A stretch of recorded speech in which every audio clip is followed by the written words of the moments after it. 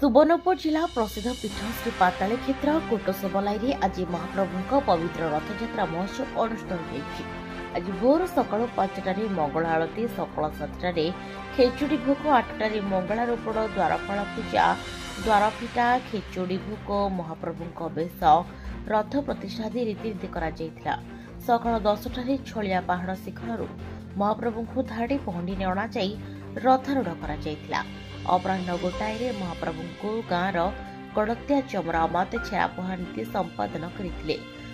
दिन 2टा बेले महाप्रभु रथ टଣା होता बलराम देवदलन रथ तापर देवी सुभद्रा दर्पदलन रथ और कालिया नंदीघोष रथ टଣା तापर 3टार छोट छोट छुआ रथ छुआ कर अवसर लक्ष लक्ष भक्त श्रीजू प्रभु कृपा धाई आसी राजमणि साहू नारायण देहुरी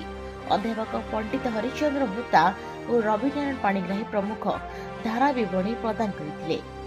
पाताली श्रीक्षेत्र भजन ग्रुप द्वारा भजन कार्यक्रम और महिला नाम संकीर्तन आदि परिवेषण होता।